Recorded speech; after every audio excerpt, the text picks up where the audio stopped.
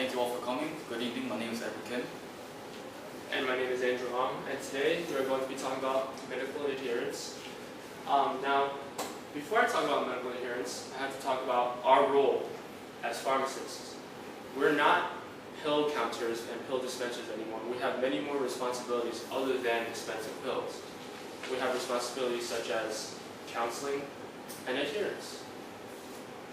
Now, adherence describes the term the degree to which patients can correctly follow medical advice, like dosage amounts and when to take them, but they can also be included in terms of medical devices as when to use them as well.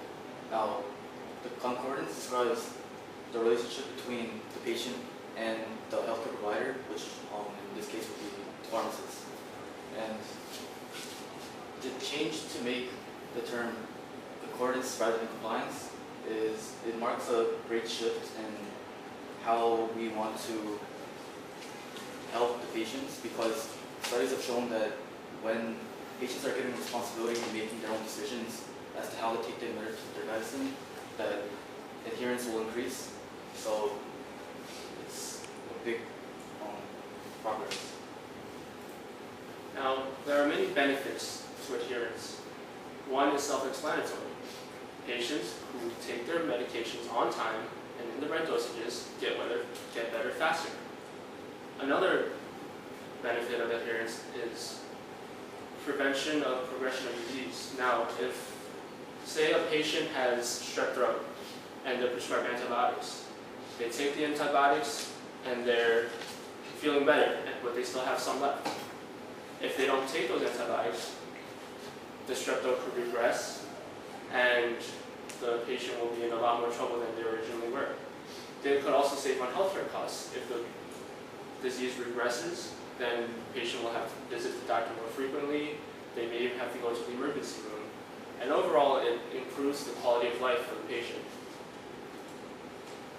Right, so there exists a great amount of reasons not to adhere to medicine, such as embarrassment or pride, simply like self-reliance and unwillingness to take medication, and pride meaning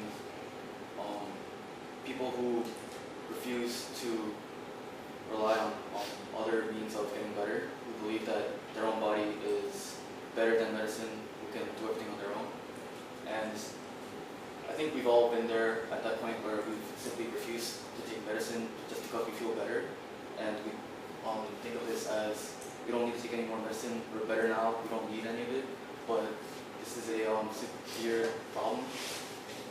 There are also other reasons like fear and dislike of side effects, because as you know, when you take medicine, there are always certain risks involved, and some people choose to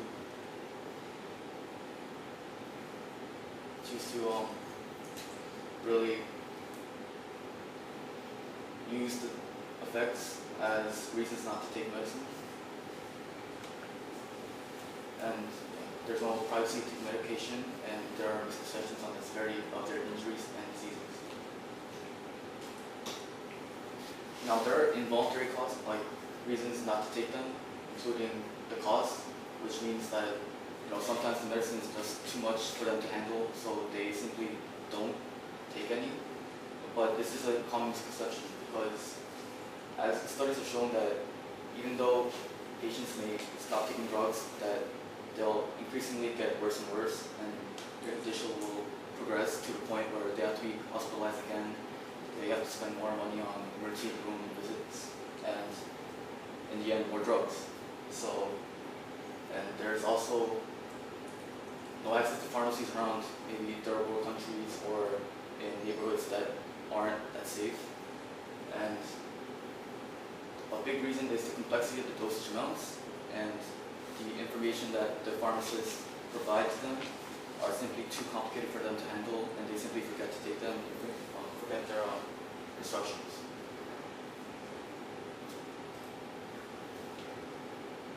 And people misunderstand how to take the drugs, when to administer them, when to stop taking them, and how much to take. And lack of education and lack of support as pharmacists also consequences of adherence are very severe. As I've said before, there's higher medical costs. You can be sent to the hospital if your disease regresses and comes back stronger than it was before, much like many viruses will do.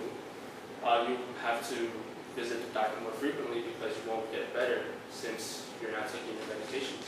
You can also develop different illnesses because you did not take your drugs, and it will result in having to have more prescriptions filled. Right, so the traditional method of measuring adherence is self-report, which means total reliance on the patient as to when they administer drugs, and this is the most traditional method, but this is also unreliable. It's low cost, easy, and simple, but people tend to lie when they take their meds, and when pressured by pharmacists, they tend to just give up vague answers, generalize, and just lie, and it's a big problem. Now, Worsley has developed a scale as to see how we rate people who adhere to medicine, like our advice, and people who don't. And it consists of asking them questions that are designed not to pressure them in any way, and they're encouraged to give vague answers because that, even though they're vague, they're more or less to be honest. And these are some of the questions. Do you sometimes forget to take your high BP pills over the last 2 weeks? Were there any days that you did not take your high BP medication? Questions like these, they don't pressure the patients anyway, so people have shown that when asked these questions that they answer honestly. Right, and this is another role of pharmacists.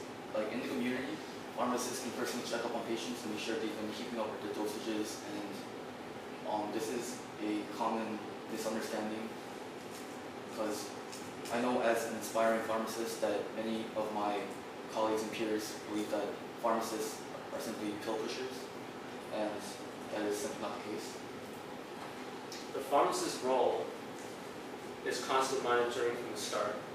It's the pharmacist's job to not only dispense pills by reading a prescription, but to also get to know their patients on a more personal level.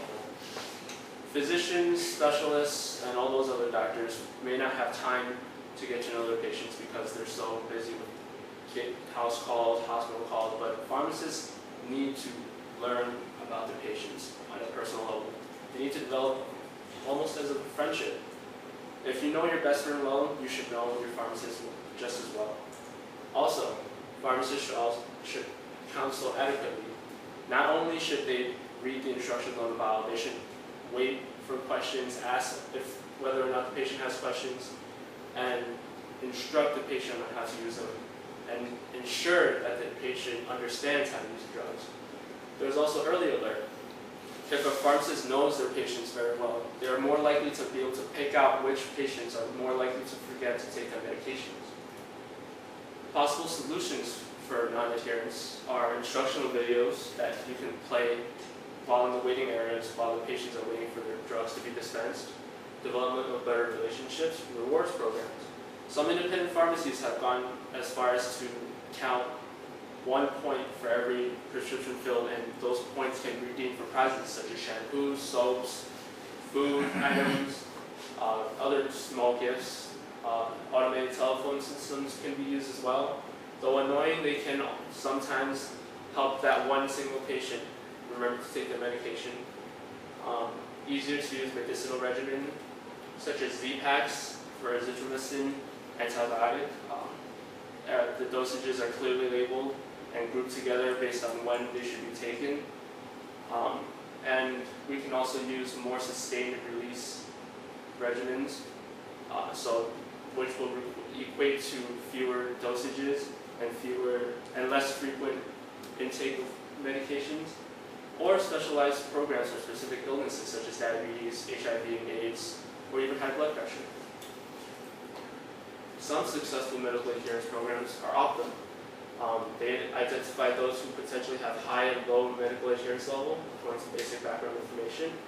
And using this drug adherence index, and the previous patient prescription history from various health plans, the pharmacist can find which patients that they need to intervene with most. And another program is Make Here Today.